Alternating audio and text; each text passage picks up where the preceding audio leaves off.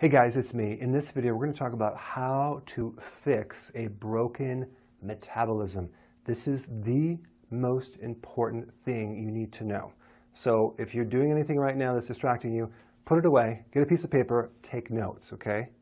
The first thing I need to do is give you a little foundation so you understand what I'm going to talk about next, okay? So I'm going to kind of build on this. So as we go, just take notes. Number one, the facts about the metabolism is that when you go on a diet, you will slow your metabolism.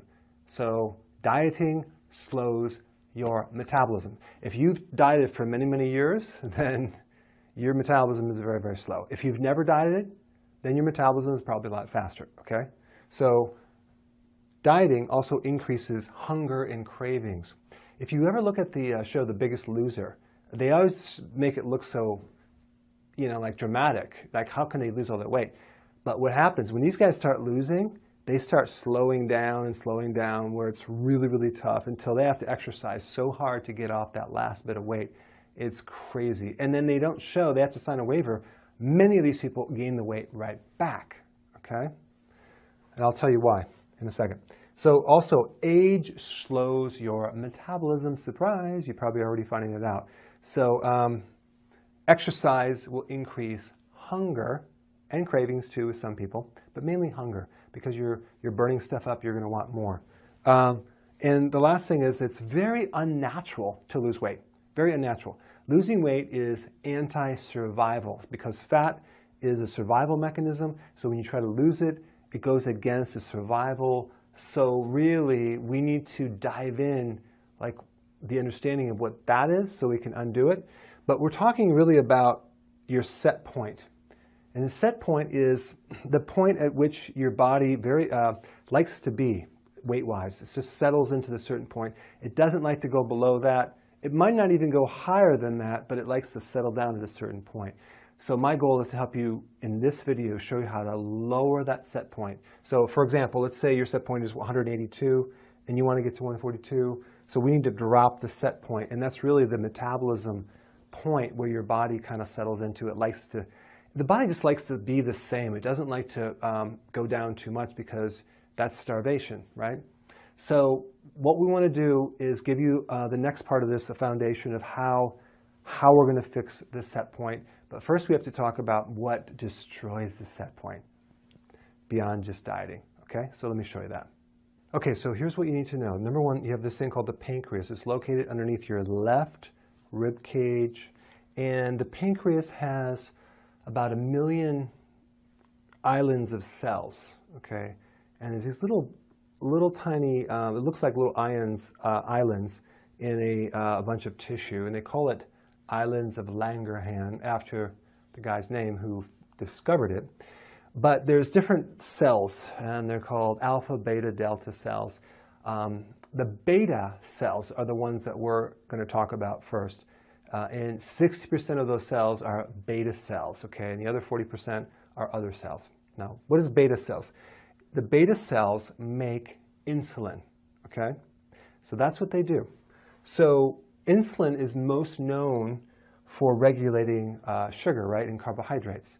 So what insulin does is it lowers the sugar in the blood, okay? So that's what you need to, I'm going to kind of build on this, but you need to understand that.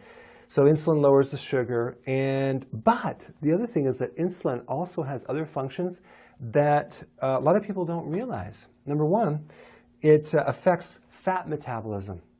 It affects protein metabolism, okay? So it converts sugar into cholesterol. It converts sugar into triglycerides. Those are blood fats. It basically increases the tension on the arteries, increasing blood pressure. It retains sodium, okay? It drives protein or amino acids into the cells. And and we'll get more into that in a bit, but I wanted just to have you understand that insulin has a lot more to do just in carbohydrate metabolism. But for your viewpoint, what you need to know right now is that it's the thing that makes fat. It's the primary regulator that makes you fat, and it actually blocks any chance of burning fat. In the presence of a little bit of insulin, you're not going to burn fat, period, okay? And this is out of guidance physiology, and this is a known fact. So it'll make you fat and blocks the release of fat. Okay, so we have insulin that is triggered by a high carbohydrate meal. You probably already know that. You eat some bread, you increase sugar, and what happens, your body will store that into a stored sugar called glycogen. So glycogen is a series of glucose molecules stuck together. Okay? It needs potassium to be stored. So we got stored sugar, and then anything excess it turns into fat. Okay? So we have a combination of stored sugar and fat. Okay? That's what insulin does. And so what happens, though, with a lot of people is they start getting a fatty liver. So it's really the insulin that makes the fatty liver, especially if the person is not consuming alcohol. All right? And then insulin, if gone on too far, will destroy proteins. Yeah, muscle wasting, all the, I mean, think about what part of your body is protein. You got intracellular proteins, you have like so many different proteins. Your body is going to waste those, and it's going to convert those into sugar, and it's going to leave carbon skeletons. So it's just basically going to leave the waste, and it's going to convert everything else to sugar. And basically, that's what destroys a diabetic, is that they get clogged arteries, a stroke, they have their kidneys fail, and then they have protein destruction. That's why they usually have protein coming out of the kidneys, and they destroy that. And so you have everything that kind of spills off into the rest of the tissues. So it's a very ugly, destructive disorder. And then what happens normally, is supposed to happen, is before a meal, you should have a blood sugar between, let's say, 75 and 90. Like, it's say 80 and 90, okay? But normal, also, it can go up to 100. So let's say between 80 and 100. That's normal before you eat, okay? What happens, though, when you eat, the blood sugar should normally spike up to like 120. It can even go up to like 140 after a meal, okay? But the closer you get to 140, the more you're becoming a problem. So if it's above 140, then you become more diabetic, because of diabetes, you have this spike in sugar because the insulin's not there to keep it in check. So it's out of control. So what happens normally is you eat, it kind of spikes to 120, and then it comes back down to normal after 2 to 3 hours. That's normal because the insulin controls that blood sugar. But in a diabetic situation, it raises too high, out of control, you get tired, brain fog, and then it takes a long time to come back and reset. Okay? So now let's go on to the next part. High insulin over time, or plus time, equals insulin resistance. Now, a good analogy would be, let's say you live underneath a train track, and there's a train that goes over your house, and you live like, there's like a metro or something. And at first you can't sleep because it's so noisy, but over time you become desensitized. You don't hear it anymore because you get used to it. So same thing being exposed to an antibiotic. You become antibiotic resistant, okay? So when you have too much of a hormone, especially insulin, the receptor that's supposed to receive that hormone gets altered, it compensates, it downgrades, so it doesn't absorb it. So basically your body's trying to reject insulin because it's too high, okay? So what causes insulin resistance is too much insulin, okay? So you have a situation where you have too much insulin, but you also have not enough insulin in certain places of your body, like in the cells and in the blood, but we have too much insulin in other places. So you could have symptoms of both hyper and hypoglycemia. Interesting. So let's go through the symptoms. Fatty liver, okay? If you have a fatty liver, you have insulin resistance. If you have insulin resistance, you have a fatty liver, because one thing will also cause another. Because some of the fat in the liver actually releases certain inflammatory responses that make you insulin resistant. So it's really a nasty double-edged sword. Brain fog, okay? High fasting insulin. So even when you're not eating sugar, the insulin is still high in certain places of your body. Remember, insulin blocks fat burning? Okay, belly fat, bloating, digestive issues, sleepy after a meal. Like, so you eat lunch and you have to take a nap. That's classic insulin resistance. High blood pressure. Why? Because insulin causes tension within the arteries. Cravings and hunger. Well, wait a second. That's a low insulin situation, but it's an insulin resistant symptom, but it's really certain parts of your body have a low insulin because the cell won't let it kind of connect. So you're basically craving and hungry all the time. Dark pigment in your in different folds of your body, like your groin, your armpits, your neck. You have a little darker pigmentation. That can happen in advanced stages. And hunger between meals. So you can't go a long period of time without getting hungry or having a blood sugar issue. That's insulin resistance. So insulin resistance is the single biggest problem that controls your set point. It destroys your set point, okay? Why? Because insulin is the hormone that tells your body whether to burn fat or not, okay? It's gonna become more clear as we go through the next part too. So insulin increases fat, prevents the burning of fat, and controls and destroys your set point. Other than that, it's perfectly fine. Let me show you the next part. Okay, so now the big question is, what causes insulin resistance, okay? High insulin, but what causes insulin to spike, right? You already know it's sugar, but there's some other things that will increase insulin as well. And that would be protein. Some types of protein more than others, okay? And what I'm talking about is see, protein doesn't trigger glucose. So you probably heard of the glycemic index, right? Well, that's a level of the foods that trigger the sugars. But have you ever heard of the insulin index? Completely different. Okay, I'm going to talk about that in the next section. But the point is there are other factors that will increase insulin that don't increase glucose. This explains why you probably are eating healthy, no sugars, and you're still not losing weight.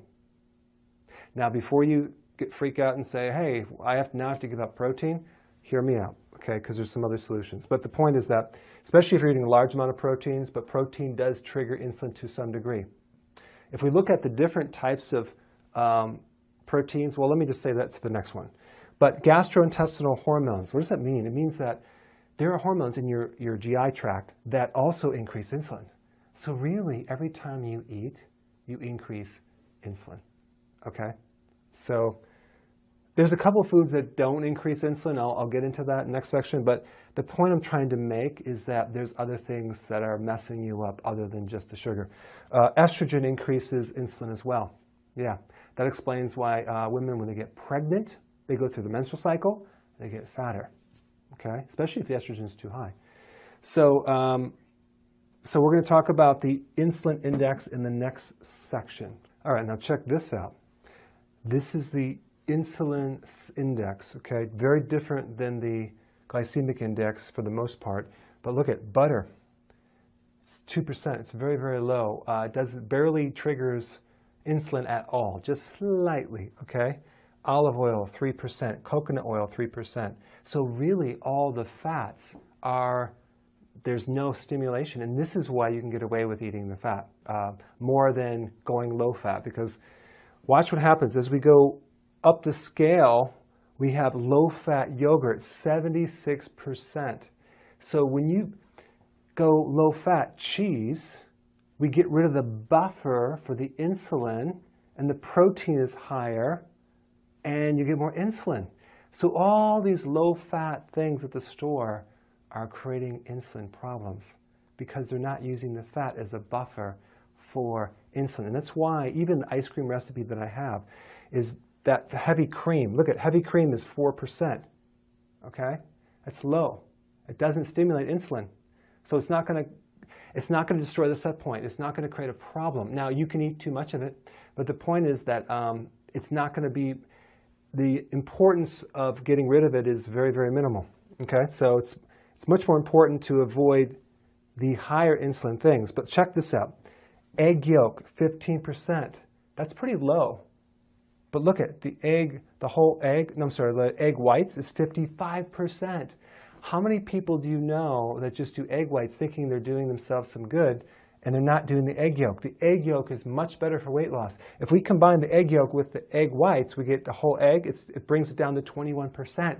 So by adding fat with a meal, you're actually helping the situation. Now, it is true when you go through ketosis, you could be burning your own your dietary fat and not your own fat, but don't be afraid to consume whole things. Don't go lean at all, okay? Don't be afraid to use some butter. Don't be afraid to use some of these products. So look at this. We got pecans, very, very low. Bacon, 9%. See, in your mind, you're probably like, well, I need some lean bacon. No, you don't. You want the fattier bacon because the leaner the protein, the more it spikes insulin. Peanut butter, 11%. Cheese, 15%. Turkey, 23%. Berries, 47%. Look at beef, 51%. So these people that do the Atkins diet, let's say they do it the first time it works. The second time, it doesn't really work as well. The third time, it doesn't work at all. Why? Because dieting slows the metabolism. It destroys the set point, and they're actually increasing their insulin. Not as bad as a sugar person, but that's really what happens. Look at apple, 75%. Low-fat yogurt, 76%. Banana, 84%. Whole wheat bread, 96%. Baked beans, 100%. Potatoes, 121%. I'm going to give you a download. You can download this page in the download section, so you have a whole list of this. And I will also share in the extra section some food plans to show you what food you should be eating, just to take it one step further, okay? Now, so I'm just bringing your awareness up that there are foods that are messing you up that are not necessarily sugars, okay? And I want to show you next this one little point here, which is very, very, very important. And I know I kind of spent a lot of time getting to this point, but this is the most important point of this whole presentation. Okay, so if high levels of insulin over a period of time cause insulin resistance, then what happens is we have breakfast, lunch, and dinner, right? So here's the problem. When we eat, even the hormones in our digestive tract spike insulin. Boom, okay, so we know we're going to get rid of this sugar and all that, and that's great. But if you snack in between the meals, if you're snacking, even with healthy things, okay, you're spiking the insulin. So we never have a chance to correct insulin resistance. So you must shoot for 3 meals a day or 2. Not to lower calories, because we're going to increase some fat, but simply to correct the insulin resistance. Now, how do you know if you have insulin resistance? Well, all those symptoms. If you have belly fat, if you're going to have a fatty liver. If you have a fatty liver, you're going to have insulin resistance. If you have insulin resistance, you're going to have a fatty liver. If you have fatty liver, you're going to have visceral fat around here. So it's all kind of connected. So the point is that you want to shoot for only doing 3 meals a day, okay? That's number one. But here's the thing.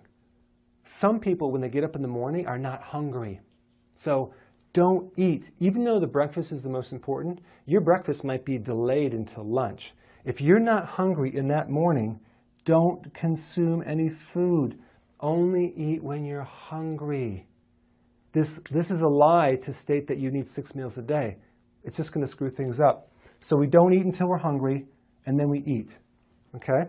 Now, if you want a little snack, let's say sugar-free chocolate or whatever, you can eat that right at the end of the meal, but not in the middle of the meals, not between meals. If you are so hungry and ravenously craving between meals, then we have to increase a little bit more food during the meal itself, specifically fat, low glycemic fat, okay? And what that means is you have insulin resistance. That's why you have almost like a blood sugar issue there. And then the same thing at night. Don't consume past your dinner, okay? Now, some of my clients are they're not hungry in the morning. They eat a big lunch and they eat a dinner and they're done, 2 meals.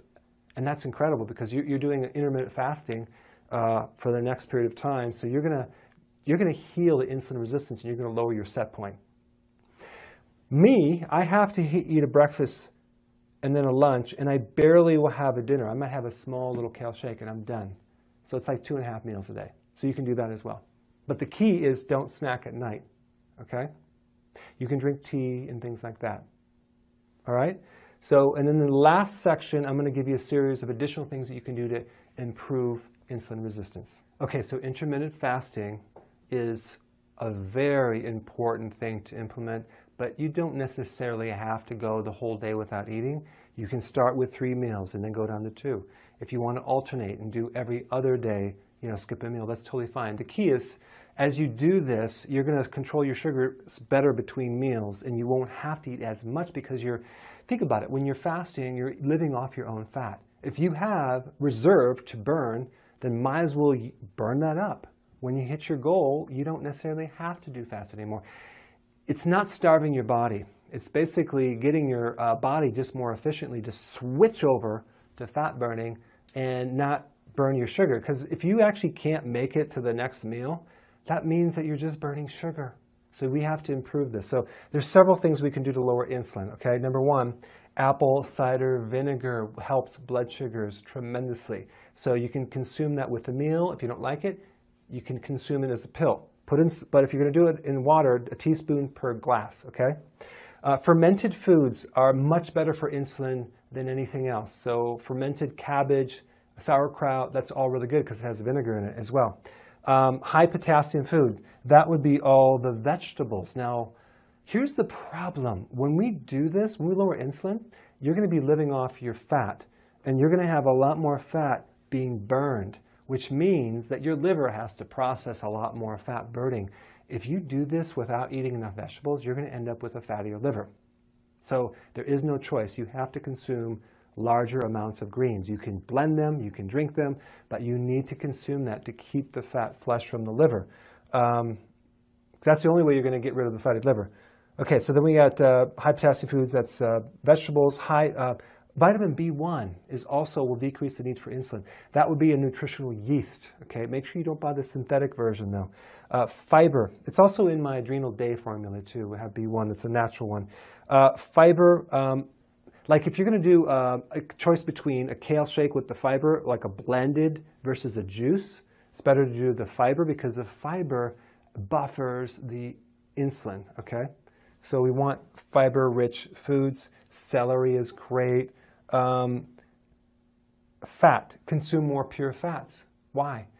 It's not that we're telling you that fat's going to necessarily cause you to lose a lot of weight, but it's very sustaining between the meals. And it has no effect on insulin. It's going to help correct it. So what we're trying to do is we're trying to get you to eat enough fat so you can go longer without having to eat. The reason why we're going longer is so we can reverse the flow and not have sustained persistent insulin, but have like a low insulin situation. Because if you have diabetes and you constantly have high sugar, well, if you don't eat, you're not going to have high sugar. So guess what? This is really good for a diabetic. I mean, this is how you reverse diabetes. Because what is insulin resistance? It's a type 2 diabetes. But you can have a version of it. It doesn't come like this. You can have a small version of it that's not, it's like a pre-diabetes situation. Okay, so lowering cortisol, that's with the stress, reducing the stress, doing my adrenal techniques, all that, removing body stress is important because cortisol releases glucose, which increases insulin, and reducing estrogen if you have too much of it. So if your period is heavy, we can do the technique on the ovaries. If you're taking estrogen, not a great idea because it's going to cause you to gain weight. Sleeping more is going to lower insulin. Exercising is going to lower insulin. We talked about vegetables, okay? So I gave you a lot of things that you can do. Go ahead and start with the intermittent fasting of at least 3 meals and no snacks, and then try to go 2 over time, okay? And watch what happens. Your set point is going to go down. This is how you fix a broken metabolism.